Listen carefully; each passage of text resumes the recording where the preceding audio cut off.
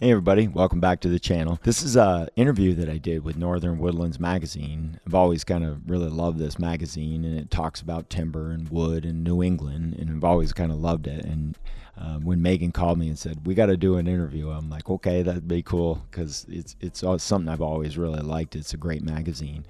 And we talked about how I got started in hunting, where I grew up, and how it led to taxidermy and hunter safety and the YouTube channel and all the things that have been going on. And it really ended with us talking about how and the reasons, the how and why, like the reasoning behind my woodlot management of my own and how I went about it. And I really appreciate everybody watching the channel and hope you enjoy it. So where in Vermont are you? I'm in Northfield, Okay. right about in the center, just below Montpelier. Oh, perfect. Okay. And is that where you're from originally, or did you migrate elsewhere? Well, no, the family is from Orange, which is about half hour or so from me. That was like the original part, like 9 generations ago. West Thompson and Orange is where both Teresa and my family both have been for 8 or 9, or the boys will be 10 generations. Yep. Wow. I don't even know. I can't even fathom how long 10 generations is. Well, before Vermont was Vermont, it was part of the New Hampshire grants. Bennington Wentworth was handing out the New Hampshire grants back at the time, and I think it was a lieutenant British captain that retired to America that ended up settling at the spot where the family kind of has come from. Yep. Wow. Okay. Yeah. So what is it about that area that I guess that just makes everyone want to be there? Your family and you. What is it about the place that's sort of kept you there? Well, there's no shortage of rocks, right? So they spent plenty of time tilling boulders over there. That's, glacial till to no tomorrow. But the Vermont's just kind of this nice, soft, easy place to be. It's kind of back in the bushes a little bit, and we've kind of always loved the forest, and we've certainly had plenty of that all our lives. And also like hardwoods, something about that. But every other place I go, it's not the kind of woods I'm used to. So I look at their woods and I scoff sometimes. But no, it's just kind of where we've been. I don't know. We've traveled everywhere. A lot of the family has moved to other places and stuff, but it's kind of like the Shire. It's there's no pressure. It's a little easier going, and it's nice here. I don't blame everybody for wanting a piece of it. Yeah. Okay. So you mentioned forest. So did you grow up? I'm guessing it's sort of a pretty rural area. Oh, definitely. Yeah. Yeah, So, for sure. Yep. so were you outside in the woods all the time growing up? Oh, definitely. Yeah. If I wasn't in a meadow chasing brook trout, I was up in the woods running after squirrels or something when I was little, and spent a fair amount of time farming too when I was young.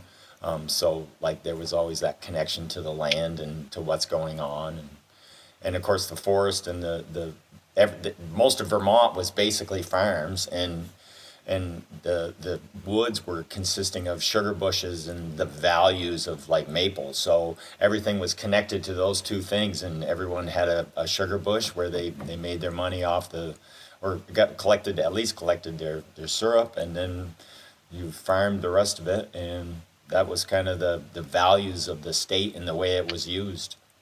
Yeah. Okay. So did you grow up on a farm? Yeah, we had beef cows, a fair number of them every year, and then I also my next door neighbor had a big dairy, and I went over and worked for him too. I was familiar with driving tractors and stuff like that when I was young, so I ended up spending quite a bit of time at his farm, mostly running tractors and haying and you name it, stuff like that. But yep, just kind of grew up around it, cut millions of cords of firewood from my grandparents and my uncles and my aunts and all that stuff, and spent plenty of time in the woods hunting and plenty of time just in the outdoors in general. Just kind of took it for granted. You grew up in it as a kid, so like all the things about nature that most people are just learning now as adults, we learned all that stuff as kids. Yeah. It's kind of child's play now. Yeah. Okay. Yeah, it's definitely different when you grow up sort of just in it, and that's just where you are and what you do. Yeah. Yeah. Okay. So, can you talk to me a little bit about the hunting? And so, just as background, so you know, because people often wonder, like, how did you find me? And I am not a hunter. I know very little about hunting, so this is all educational for me. But we had a couple of guys who were, I think they're both foresters, and I can't think of either of their names right now, but they came in.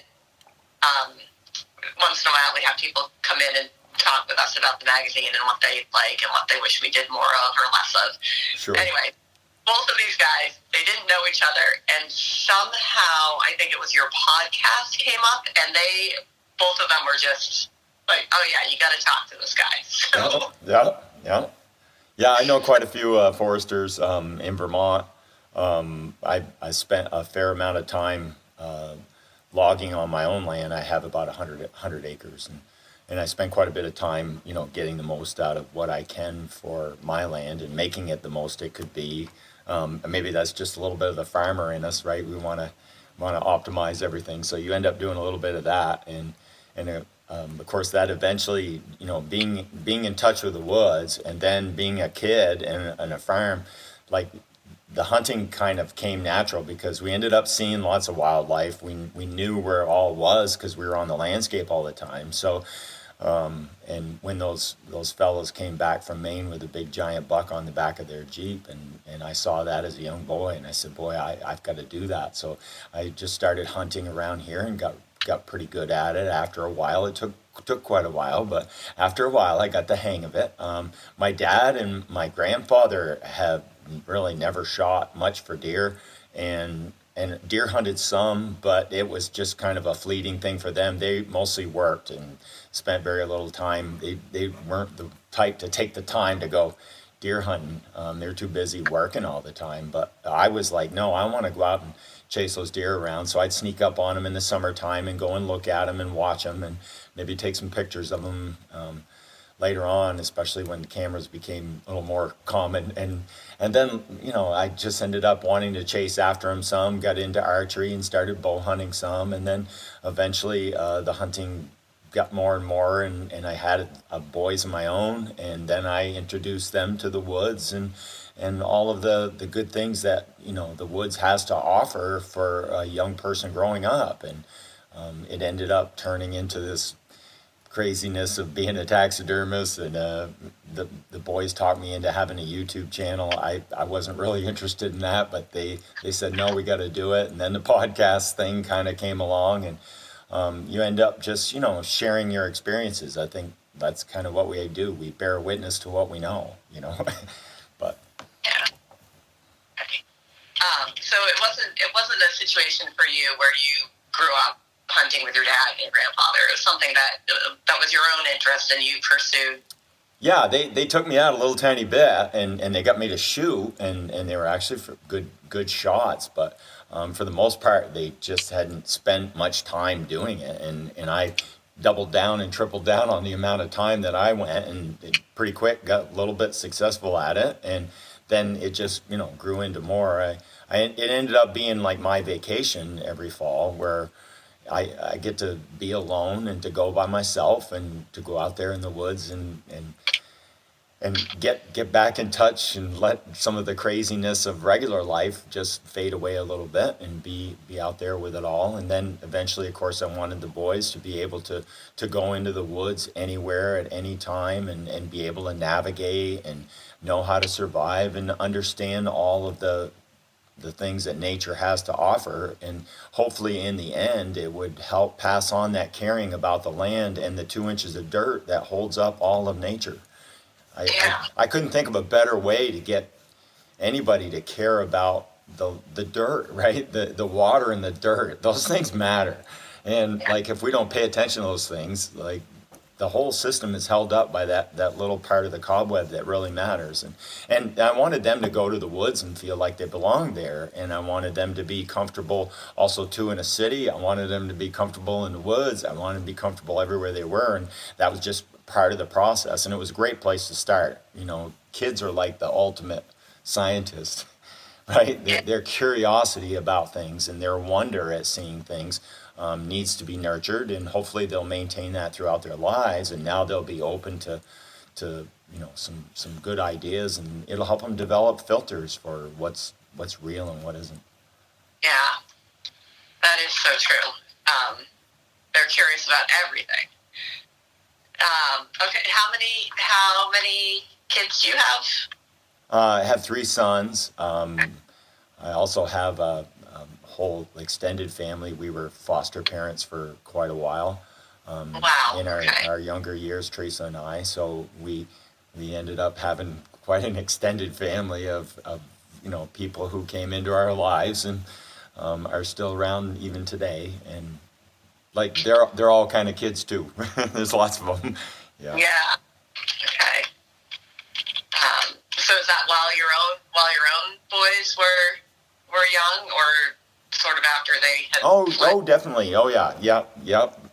Between we had a daycare plus a little bit of foster parenting and stuff on the weekends, and you name it. So we did a little bit of that, and then over time, they all kind of grew up together and all knew each other. Yeah. Wow. Okay. All right. So I'm just looking at my list of questions here to sort of remind myself what I wanted to ask. But so do you mainly hunt deer, or it sounds like maybe you hunt sort of other things as well? Well, of course, when you're younger, you just wanna hunt something, and naturally, the easiest thing that you can come across might be the woodchuck on the lawn, or the out in the field, or of course squirrels, or the younger crowd will chase around these younger things, right? And things that don't require the kind of knowledge and maybe some of the shooting or some of the woodsman skills. There's those lesser animals, and I hunted them like crazy. Nearly everything that there was to go after in Vermont, I've gone after one way or another, either through trapping or through hunting. Also archery, I did a bunch of that. Then when muzzleloader came along, we started using muzzleloaders, and I've hunted just about everything that there is to hunt, and I enjoyed it all. Eventually, over time, though, you outgrow squirrels, and you might even outgrow the rabbits or something like that, where you've kind of mastered things. You don't necessarily have to keep doing it all the time just to feel good. And it isn't that I wouldn't eat them all or use them all, because I definitely did everything we ever shot. We did our best to use it all and take care of it, and also to not overdo it. And we spent a ton of time fishing as well. And then even that, after a while, it was just like, we're just out here having fun at the fish's expense. So I slowed down at that a lot. I might take the grandkids and we'll go a little bit, but for the most part, I know how to catch fish, so I'm not interested in hurting fish anymore. I used to catch them and pull them in and throw them back in, and after a while, it's like, how many hundreds of them do you have to do before you say, okay, enough's enough, I've mastered that, time to move on, right? So now I'm just kind of down to deer, and I would like to go back caribou hunting again one time in my life. When I was young, I went caribou hunting in Quebec before the dams ruined the Quebec herd, and I ended up just enjoying that. And I would like to go back to that one more time. I wish the boys could have been there to watch the ground move as far as the eye could see. Is really something. New England hunters travel. They go everywhere, all over the place. They love to hunt so much. Vermont, 15% of our population hunts, so it's really a cultural thing. And over the years, I became interested in taxidermy. When I came back from my caribou hunt, I wanted to get it mounted, and when I walked into the taxidermist shop, I looked at all of this stuff and I said, this is so cool, I got to give it a try. And I'm kind of a duct tape and staples kind of guy. I'll give anything a try. And that first deer mount took 4 or 5 days down in my basement messing around, but I finally got it done. And it's just one of those things where I'm willing to learn and do things and go after what you like doing. And eventually he said, you know what, I'm done with the granite working. I'd worked there for almost 20 years. I worked in Barrie making granite monuments and countertops and all kinds of mausoleums, like everything out of granite I made. And there came a time when I said, you know what, I want to do my taxidermy full time. So I did it part time to help pay some of the hunting bills. And then eventually I said, no, I've got to do it full time. So I jumped into it full time. And now I've been at taxidermy for 38 or 39 years and got to know a lot of hunters. Got to talk to a lot of people, been to a million fish and wildlife meetings, and eventually that led to me being a fish and wildlife hunter safety instructor. So over the years, that became even more complicated, and I became a chief instructor and started teaching other instructors how to teach the classes and things like that. And it's been really interesting. I've gotten a chance to know a lot of the biologists, and it's been really good. Kind of a long succession of outdoor things that just one thing led to another. Yeah. Okay. All right. So, yeah, and then you throw the granite in there. So Barrie has a big quarry, right? Yes. Oh, yeah. Yep. Okay. So all of Vermont's natural resources. You've got, the forests and the barns and the granite and the animals. Yeah, and the people. Like there's a lot of people over the years that I've probably easily met 500,000 people, at least. And the YouTube and the social media stuff has really like turned all of that up as well, where you get to know and see and discuss so much with so many people, and you get kind of a pulse on like the people's culture and what their feelings are about things and the way it is. And the wildlife and timber industry are two things that are just tied right together. And of course how the forest is and its productivity for timber, and also too for like new successional forests and all the things that affect wildlife. Once you understand the two of them, it's almost like a pond. I can look at a pond and tell if it's an old pond or a new pond.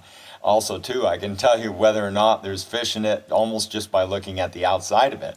Like, there's so many things that the connection of so many things, especially forest-wise to wildlife, and how the two relate to each other has been really something. And when you listen to so many different perspectives of hundreds and thousands of people and how they feel about the landscape and what they think things are going on the ground and what they actually are, and what they really want from wild places, and what they want from even their government when it comes to the governance of wildlife.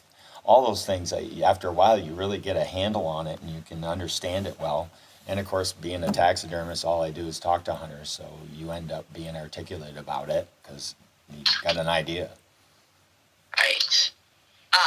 So you said that it was after that caribou hunt in Quebec. So you got a caribou, and that's how you first got interested in taxidermy, because you. Yeah. Did I get that right? Oh, definitely. And of course, I just always loved deer. Just the beauty of them, and they're almost like dogs running around with horns on their heads. I mean, they're the nicest, softest deer, just such little secretive, hang out in the backyard and know your every move, and they're so alert, and they had so many good qualities about them that you end up admiring, and you want to try and emulate a little bit, and I'd like to do the deer justice because they've taught me so much. I'd like to give back to the Deer Nation, right? Like the Indians say, to give back to that thing that gave you so much. I mean, even trees give off the oxygen, right? They're giving back to the system every day, and I was just hoping that I could give back to nature in the same way that would be meaningful and useful, not only for man, but for nature. And so I just ended up kind of sharing my experiences, and some of them were fairly valuable, and people seemed to like it. And tons of people have shed so much good light in my mind because I've listened to them and then passed on what they've said. I mean, It's a giant echo chamber. That's what Yeah. life is almost. You don't make up any words. They've all been said before. We don't come up with any new words. We just reconstruct them and turn them into our version of it. And that's just what we all do anyway. But. Yeah, as someone who writes a lot, I definitely feel that. It's all been written. We just we just swap it around and like make it make sense to ourselves, and then throw it out there, and hopefully somebody else grabs onto it. And like, don't always need to have somebody confirm what you say, but also too, it's nice to share what you thought you knew that seemed to be correct. Yeah. Okay. And so you took the caribou to a taxidermist, right? Yep. That one yourself. And then, like, how do you become a taxidermist? Like, how do you learn? Did you have a mentor? Did you take a class? Well, I at first that's what I was thinking. How am I going to do this? And then, of course, I was reading in Field and Stream magazine. They had a Mackenzie, or maybe it was Van Dyke's or Mackenzie, one of the other taxidermy supplies in the classifieds at the back of the magazine had a deer kit where you could buy a kit with all the pieces and parts that you needed. And when you got a deer, you just skin it and flesh it and salt it and tan it, and then mount it on the mannequin. You'd buy a mannequin that fit the size of your deer, and they give you all the pieces with directions, and you just do it. And I ain't afraid, so I said, okay, let's give that a try. What have I got to lose? I'll still have the antlers, which is all I would have had anyway. So let's give it a try. So I bought the kit, and I listened to the instructions, and I went to it, and then I got it squared away. And before I went to pick up my caribou, I had my own deer mount done at the time, and I brought it back to the taxidermist, and I said, well, this is my first deer. I said I had to give it a try, so here it is. And he's like, wow, you did a great job. I wish my first deer looked that good. That's pretty darn good. So it's one of those things where you give it a try, and he was encouraging. Mike Renauld up in Colchester, and he was encouraging to me, and I gave it a whirl. I ended up later on getting a few VHS videos and watching someone do it. And of course, in this day and age, now we have all the learning. We have the world's brain in our hand. We can literally pick it for anything. If you want to know how to change a carburetor on a tractor or anything, you can just look it right up and see demonstration, right? And of course, the learning is exactly what you want when you're ready to learn it. You learn it from who you want to learn it from. And so this telescoping learning curve is now out there that, boy, I wish I'd had at the time. But now I'm still using it now. It keeps me young and learning right now, because I'm constantly learning about things all the time. And instead of being entertained, I'm learning. And of course, you suffer the stuff you don't know. And at the time, I didn't know some of the little cheat things that would help it along to make it go faster and easier. But over time, if you're willing to grind and do what you need to do, you'll learn it all. And that's what I ended up doing. And I'm like a duct tape and staples kind of dude. I'll just figure it out and go for it. And I figure I've got nothing to lose. So I learned it on my own. But there's, of course, tons of schools and plenty of places for people to give it a try if they would like to. And a lot of it is just a case of getting started. Also, too, one of the good things about even some of the ways that we learn now is that you can see if it's something for you or not before you even start. And that's super handy too. I've had a million people that I want to learn this, and then as soon as they get started, they're like, no, I can't do it, or I don't want to do it, or I don't have the patience, or I don't have the dexterity, or maybe whatever their reason is. But most of the time, if you start in trying to change the transmission, you'll learn. You're gonna get the wrench knuckle, and you're gonna get some grease all over your hands, and that's just the way it is. And this is no different. It's kind of the same thing. It's not rocket science. None of it is. It's easily learnable, and the same as anything else. Your overall first thoughts about it are really what matter. And if you're open to learning, it's really relatively easy. It's time consuming. That's the one thing that you'll never get away from. Is it takes a while to do it all. Yeah, I would imagine. Okay. So just sort of learned by doing and watching videos and figuring things out as you went along. Yeah, I also went to the New York State Taxidermy Association. They had a meet once a year, and taxidermists all get together. They had seminars and stuff like that, so you could go and enter some of your own work in a competition, and then they would tell you, how to fix it, make it look better, how to do better with it, how to maybe get some cool ideas about different ways of doing things to be creative. That's one of the things about it. It's almost like painting in a way, or sculpting, which I did do in the granite too, where you're building a three-dimensional picture, basically. That's kind of what it is, and that's kind of the whole point. Is to have the good feelings and the memories to be on the wall, and when you look at it, you get those out of it. Okay. All right. So when you look at a deer that you shot and it's up on your wall, you're like, oh yeah, I can go back to that. It's like a photograph kind of thing. Like you go back to that particular hunt and that day in the woods. Oh, definitely. It's one thing to memories fade just a whisker, but if you have something physical to look at, like a photograph of a loved one, that same kind of ideas behind it, and the feeling and the portrayal of where you've been is there. Okay. You can put them. I'm not saying you can't have other reasons. There's plenty of reasons. There's plenty of chances for a little ego or an identity or some things like that to be connected to those things. Right. But I hang them on the wall myself just to say that I was part of that. Right. That I was there, and that I was part of something much bigger and greater than I am. A deer can stand there for 6 weeks straight, not eat a thing, and live through it. I can't do those things, so like being connected to something that's just so wonderful like that, and being part of it is just something I want to, it's the memory gene, right? It's that memory cell that says I was here. It kind of does that a little bit for you. Does it for everybody. All right. Well, so what are, when hunters bring you animals, are they mostly deer that you work on, or is it just like a kind of a wide mix of things? Mostly, deer would be the staple, especially since deer hunting is probably the biggest deal probably in the whole United States. Yeah. The white-tailed deer is really unique and special to North America, so it's a big deal for us.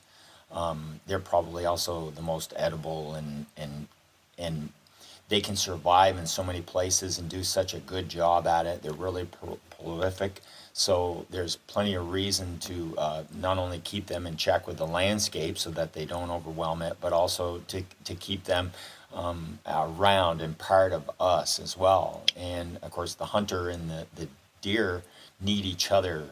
One won't survive without the other. And it's very important that they do be together, and that's why that is definitely the biggest staple. It's not that bears or coyotes or even the roadkill bobcat that someone just has to have in their house now, because number one, they don't want to waste it. They feel they're wasting it by putting it back on the roadside someplace. So they want to preserve a little piece of it, and also pay respect to it as well. And a lot of it is based on that. And it could be fish. Fish are a big part of it. Once in a while, raptors and some of the birds, like federal migratory birds and stuff, I do have permits to do all of those. So I sometimes do them for museums or the state of Vermont or anything like that. Educational purposes, I can mount those as well. Most of the time, though, the main staple is definitely moose, deer, bears, coyotes a fair amount, quite a bit of bobcats as well. Turkeys like crazy. They're new on the scene, you know, in the last 25, 30 years. Turkeys have really become an important part of our ecosystem and an extra prey base for predators. Vermont's forest is mostly 11-inch hardwood trees as far as the eye can see. So that's not really a super deer or bird friendly forest. It's mostly predator friendly. So all the edges that are down low everywhere, that's where you'll find all of the prey species. And then because they're all in an edge and they're all lined up, all the predators can run up and down those little corridors of like the best habitat and clean up. So we have a lot of predators, and our forest is real predator friendly and at its current state. Okay. What's the strangest taxidermy thing you've ever had someone bring you? I've done a couple of turtles. Also, too, reptiles probably are about, you know, the rarest. I don't do a great lot of them, but they're the most unique kind of things. I did do a Burmese anaconda. Oh, gosh. That was a 20-footer, just this giant 200-pound snake. You know, a few things like that. A few oddball kind of crazy stuff. But also, too, a lot of scenes where, like a bear, full-body bear with a fish in his mouth or something like that once in a while. You do get to be real creative and build some cool stuff. And a lot of times it's the customer's idea of what he would like to see. And he tells me what he wants, what he thinks would look good, and then we build it, and there it is. Okay. Yeah, I'm unfortunately, despite my best efforts, really afraid of snakes, so that one probably would have put me over the edge. I tied the head. It was frozen. He said, well, how do we kill it? And I said, well, the best way is to freeze it. It'll curl up in a ball to try and stay warm, and it'll just die. And it won't put a hole in it, and it won't, you know, be violent towards it too much. Like, it won't beat its skin up or anything like that. And of course, also, too, you won't disturb the head. If you had to kill a snake, the head would probably be involved. So if you want it to not be beat up too bad, I would just let it freeze to death. Vermont is why we don't have them giant snakes in the woods. So well, that's what he ended up doing. And of course, when he brought it to me, it was 200 pounds all coiled up in a giant sheet, and we carried it indoors like a brick. And then I tied the head onto my mounting stand, so I knew where that head was going to be. It's going to be hooked to that steel over there. I said, if that thing comes alive and starts squirming around in here, it's going to look like firewood when I get done with it. That's a huge snake. You know, 8 inches in diameter is a giant snake. Oh my gosh. Yeah, so I'm like, we're going to tie the head down. I'm going to know where that is. What did this person just has this giant snake in Yeah, there? it was a huge pet, and he had it in his house. He had a room glassed off for it, and he kept it inside of there. It ate a small pig or a rabbit every other day. I mean, it was, you know, it takes a lot to keep a snake that size running. And he had it for quite a while, and then it took a couple swings at him, and he says, I just got to get rid of it. It's getting dangerous. And it's like, well, yeah, that's big enough to kill a small heifer. I mean, it definitely could kill a deer. So, like, that you shouldn't. Oh, it's not worth the risk. Yeah, didn't like being in that glass room by itself. Apparently. Well, he said that they sometimes would pick it up and take it outdoors and let it wander around a little bit, and then go back and pick it up and take it back inside again. But if it wanted to stay outside, it was going to be trouble. And like, I wouldn't have. No, it wouldn't have been in my house. No. No, and then after it died, it wouldn't be in my house either. No, thank you. Oh my gosh. And I also, just switching gears a little bit, I wanted to ask about the hunter education that you do, and I think you and your wife together do this, or? Yes. Yep. We've been doing almost 20 years now. Yep. And how did you get started doing that? One of my friends was an instructor. I worked with him in the granite industry, and then later on, he was saying that he had to teach a class, and he was looking for a place to hold it. And I said, well, I've got a giant shop. There's plenty of room. I got a 50 by 50 metal building. You know, just have it right in here. We got a place to shoot. you could just hold your course here. And he said, okay, that'd be a great idea. And of course, having the mounts around was good because they got to see, the other end of things as well, just to experience it. It's not every day you get to go into a taxidermy shop. So it worked out pretty good. He held a class or two here, and then he's like, well, why don't you give me a hand? You start teaching a little bit. And so I would give him a hand. I know how to safely handle a gun, and I can help a 12-year-old. So I gave him a hand and helped him a few times, and then became an instructor myself. And then later on, Teresa and I both started doing it. The boys all eventually became instructors as well, and we did it as a family for quite a while there. Now the boys are all living in Maine. They have a tree service, and they're all three of them all working together with their tree service, so they're busy there, and they don't have much time for teaching classes anymore. But we've since moved into doing a little bit of everything when it came to hunting, and we've had a few extra classes besides hunter safety for the state, where we talked about deer hunting and showed some of our success and talked about some of our methods and stuff, and did a few early how-to classes for the state, and then eventually ended up doing master classes and stuff like that through the YouTube channel for everybody out there that wanted to listen. I'll listen to any seminar about anything from anybody, because there's always something to learn from somebody, even if it's what not to do. So it just kind of turned into a thing, and eventually we just started doing more and more seminars in different places at like sportsman shows and stuff like that, and it's turned into this kind of animal now. But it's been fun, and it's getting a chance. I've gotten to know so many hundreds of thousands of people that it's been awesome. It's been humbling, really. Yeah, I bet. I think anytime you meet different people, you learn a little bit about some of the stuff that you don't know. That's right. Oh, yeah. Oh, for sure. And so you do the instruction for Fish and Wildlife? Or is it separate from? Well, we did for quite a while there, and we held a lot of different deer clinics, turkey clinics, and stuff like that for the department, and of course those were always free. And I didn't want to cross like a line there. Like if I was to start instructing and selling it or using Fish and Wildlife somehow as an advertising thing, like I didn't want to cross that, because like the public service part of it that we always did for Fish and Wildlife was very important to me, and I would not want to cross like business and government that way. I didn't want to do that, and eventually just slowed up on the department type stuff and just stuck with the teaching hunter ed classes, and not that I wouldn't do more for the department, but I never wanted to get too close to that line there, because it's really not fair to everybody, and we see enough of that in government everywhere else, and I wasn't going to do that too much. That was never the point of any of that.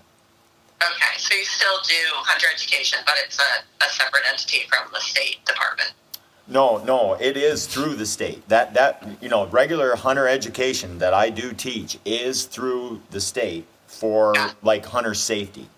All the hunter safety stuff is all through the state, and that's volunteer, and everyone who does it is volunteers, and that is separate from any of the mountain deer type seminars or any of that other stuff that we do, which is kind of hunter education, but it's not hunter safety. Hunter safety is all through the state, and there's never a charge for that, ever. That's always free, and a free public service, always. I think that's probably a good thing to have that available. Do people, again, just showing my ignorance here, but do hunters need to have, do they need to take one of those hunter safety classes to get a permit, or is it just whoever's interested in taking it kind of thing? In order to purchase a hunting license, you need to go through hunter safety. Okay. through the state. It's like a pilot program, same as it would be for like a driver's license or a snowmobiler license or a boater license. It's kind of the same, where you learn basic safety, gun handling, also too, hunter's safety. You know, when you're going out, how you act, what you would do, what's okay to do and not okay to do through the fish and wildlife laws. So we teach a fair amount about fish and wildlife laws. We teach proper gun handling, loading, unloading, where the best places to maybe shoot or not shoot are. Also, too, how like the blending of the people's ownership of the public trust resource and the government's guidelines for how to treat that resource, and wildlife governance all come together. It like teaches how that all blends together so that the public owns its own wildlife and it deals it out through its collective policies along with a scientific like guidelines. That's basically what a lot of it is. It's the people's ownership through the state, but it's also the state having a scientific viewpoint about what is actually happening on the land, and then allowing people access to it, but not allowing them to overwhelm it. That's kind of what wildlife governance is really about. The North American model of wildlife conservation is really the basis and one of the best systems throughout the entire world, that wildlife governance is shared by everyone.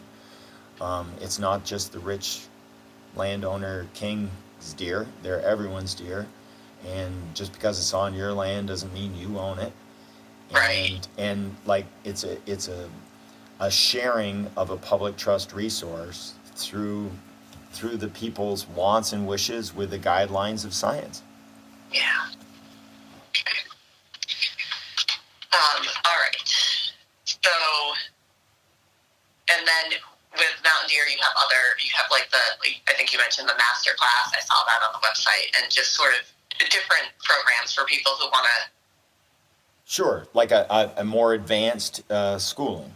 Yeah, in the beginning, when you're young, you know, you want to shoot, you want to go hunting, you want to actually get something, you want to know how to use it, utilize it, you want to know where to go and things like that. And then eventually, as you go out and you start hunting a little bit, you may need some extra knowledge about things. And when I was young, I had not only the magazines and the stories at deer camp from everybody else, but I also had my own experiences, and I just snowballed them all and learned and picked up little pieces as I went, where now there's so much that you can learn from so many people from all over the world that pretty quick, like that telescoping learning is really extending out. And of course it empowers people to be able to go out and do it, and if anything, they may be too good at it. Who knows, right? We'll find out.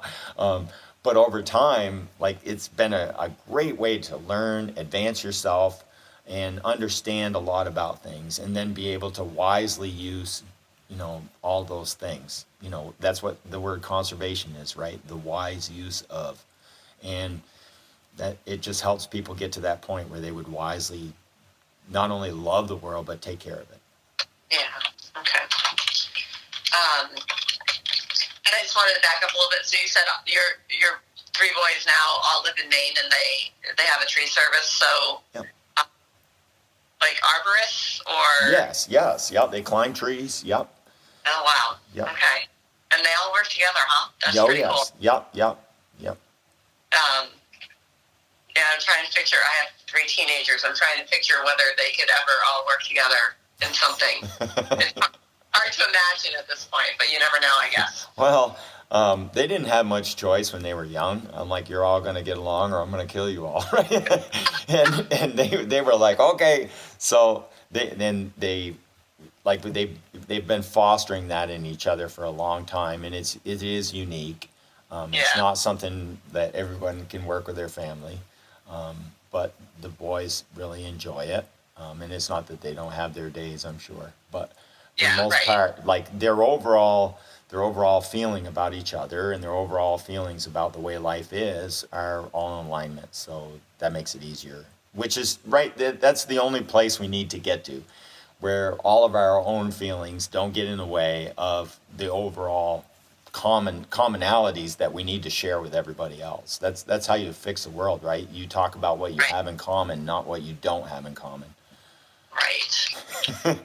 Like, this is planet Earth, right? You dream, you do the right thing at the right time, and the miracle shows up. And that's just the way you got to do things. And they picked all up on all that, and now they just apply it all the time. And they're Yeah. actually wonderful teachers themselves. Yeah. And so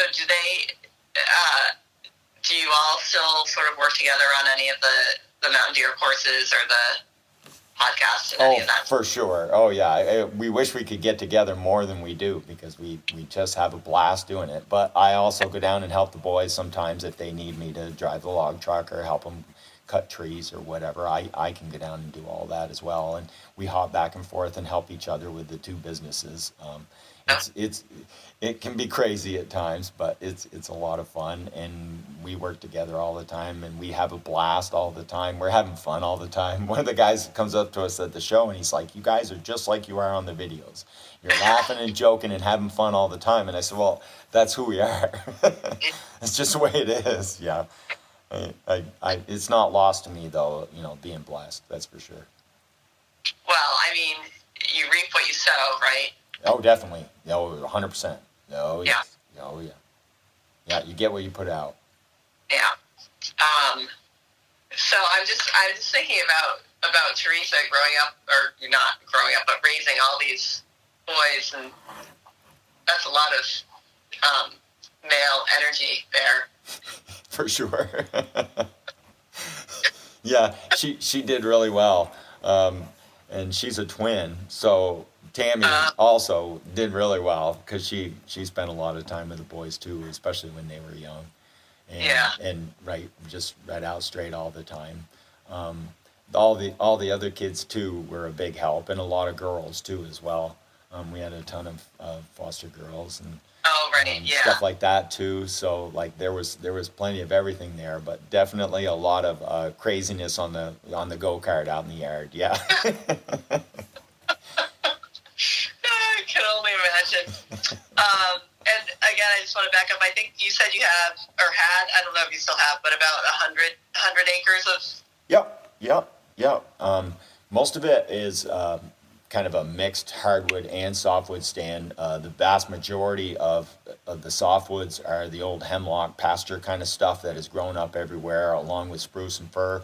I've taken probably 170 or 80,000 board feet off of it myself before it was logged some by the fellow before. So like there's a lot of wood in a chunk of land in Vermont. Even an acre, it's not unusual to have 15 to 20, sometimes 25 cords of wood per acre. So Yeah. like it's phenomenal the amount of wood that is growing in Vermont. And also too, it's mostly 11-inch hardwood trees as far as the eye can see, which makes it, like I said, predator friendly, not so bird friendly, not so deer friendly. Most of it is an exterior forest with a disappearing interior. And we're at that stage now where a lot of trees are 50 to 70-ish years old. They're not quite ready for real timber yet, but they will be before too long. The timber industry has moved away from boards for the most part, and has moved towards chips and veneer. Like if it's really good, the good big trees are always worth a lot of money, and the small trees aren't worth much. So they end up like raking it. They go out and they chip a lot of it, and a lot of the in between trees are turned into firewood, thinned, quite a bit of thinning. The pulp industry in New England is kind of slowed up and waved off some. A lot of even the bigger, nicer logs are sent to export, like ash is being exported like crazy. what we have left of it before it's all gone by the bug. So, and we've been seeing a lot of bug outbreaks, just the aphids chewing on my swamp, all my alders, like the apple trees. Like we've had some bug waves, a few blights on cedar. There's a lot of different things that are happening in our forest because it's such a huge, nature set a huge plate of trees, right? It's a huge bunch of food there. So something's going to show up to eat it. When nature sets a table, something shows up. And so we're going to get some bugs. We're going to get some trouble here and there in a few spots for sure. But it's a relatively mixed forest everywhere. Hopefully we don't get too much just straight maple everywhere and turn it into a monoculture.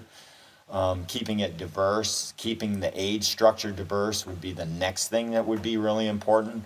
For wildlife, I don't see anybody actively growing softwood trees on purpose. And I would like to see a lot more of that.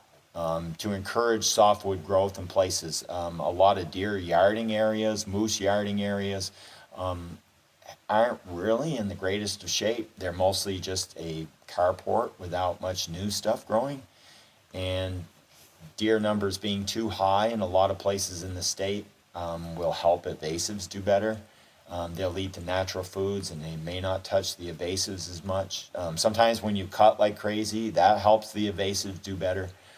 So we've got to really learn how to best manage our forest before the world really comes for it, and it really wants it, because it will. And the day's coming when we're going to get right after our woods, and hopefully we'll do it in a way that keeps it running well. And it's not that we aren't, because we're trying, that's for sure. You do see a lot of timber cutting practices that are actually pretty darn good in Vermont compared to other places. COVID and the huge demand that COVID made on the timber industry, with lots of wood going in of all forms and prices just skyrocketing, and the profits that could be made, like not only as a landowner but as a mill, and then have it tank, and then tool costs go so high that we lost a lot of mills. One of our biggest ones here in Vermont, A. Johnson, they're out now. They did about 8 million board feet a year. Now they're no longer taking wood. So some of the other mills, like our sawing capacity, even nationwide, might be down 1 billion board feet. So if all of a sudden things spike, we could see prices go right back up again, which will mean that some trees will come down. When the price is right, a lot of places will cut. And I've done my best, even on my land, to try and cut when I could get the most for the money. Most of the time, if the logger gets a third, the trucker gets a third, and the landowner gets a third of whatever that wood is worth, if you can cut it yourself and you can truck it yourself, now you get all the money. So that's what I've been doing, but that wasn't the entire time, and I slowly worked up to being able to do it, all of it. But the way it's all gonna go is gonna need some good oversight and some planning. The best way to predict the future is to plan it. And it's time that we really learn the best way to manage our woods, and also too to pick what we value in our woods. And right now the culture is sugar woods and farms. Like we inherited like our values from our parents and our grandparents of what the woods should be like, and having more softwood and more thoughts about softwood would be a good idea. I mean, it's so handy. It makes some of the best dimension timber and lumber. And we just go around and cut it all, and there isn't much for spruce and fir. There ain't a great lot of that. You really look around and you just drive the highway and you just look at the makeup of the woods and you see very little softwoods. And I wish there was more softwoods growing in places, and especially like cedar. There's generations of cedar and they take so long to grow, and with such high deer numbers, every young baby cedar, the deer eat it all. Yeah. There's none growing anywhere, and if they do, it's on the side of the highway they can't get to in the middle of winter. Or on a lawn someplace, and even then, on your lawn, they chew them right up. You know, if you just plant 2 ornamental cedars by your front door, they'll chew the branches right off it. Right. Yeah. So, No kidding. you know, high deer numbers are not good for some of the forest, and that's one of the reasons we need to continue hunting deer. It's so important to them and to the forest as well. And the values of the hunters, the values of like landowners, the values of the timber industry, all of those have to be weighed in and kind of collectively figured out. And been looking at that for a long time. Yeah. Is there any, like, do you have a management plan, or is there anything that you, like, any kind of goals that you are trying to do with your Yeah, I'm actually trying to grow. It was part of a registered deer yard at one time, and it has a southeastern exposure with a little bit of western exposure as well. So this southwestern eastern corner of a mountain. So that area is really good. It has some shelving on it, and it's tucked in out of the wind just a little bit, which is all ingredients for a deer to yard there. The hemlock overstory is going to die. I haven't been cutting those. Like, that is the roof, and I need to keep the roof, but I've been taking the hardwoods out around them and then trying to encourage any softwood that I can get to grow. Fir likes to seed and grow most everywhere, and if you give it even a chance and you don't let the hardwoods overwhelm it, it will grow pretty quick, and you'll get somewhat of a new canopy back, and of course it'll benefit a lot of small game in the wintertime as well. I like to mix the fir with a lot of red spruce because it has a longer lifespan. It grows a whisker slower, but it also will last longer than the fir will. And it needs the fir as company to really grow well. So because the baby hemlocks and the baby cedars, the deer just eat them all, and I can't kill and chase off enough deer to help them grow well. We almost need no deer in order to grow cedar and hemlock. So I've been growing the fir and the spruce instead. They don't attack that quite as bad. I do have moose occasionally come in and try and eat a lot of my younger fir. Moose in the wintertime just love the fir. So I end up chasing them out a little bit so they won't eat it all. And there's so few moose in my area that they will target me because I have lots of fir growing. They'll target those fir, and when I notice that there's a moose on my land, I'll usually a day or two, and then I chase them out in the wintertime, and I try and move them off to some other place and have them browse on the hardwood more. And of course, I stay right after my hardwoods because that's what Vermont grows, is hardwoods. We don't need to seed. We'll get billions and billions of stems if you just let the sunlight in. Right. So I just get right after the hardwoods, and I keep cutting those. Anything crooked, crowded, dead, dying, I get rid of them. I also make space for the good trees to grow, and I try and look up a lot with my chainsaw. I'm holding my chainsaw, and I look up at the top, and I say, okay, what do I want up there? And I try and get my leaves to go from the forest floor all the way to the ceiling so that my woods are thick. I try and leave them messy. I like blowdowns and root balls and stuff like that. I do like some of that. I don't clean it all up like a park. I want it to be dirty and messy, and I want that chickadee to have a place to fly into when the hawk is chasing him. I want that baby bunny to have a place to hide out and get away from the coyotes. And of course, the more I log, the more dirt is exposed. So I do my best to try not to let invasives get into my roads. So I don't connect my roads to the main highway.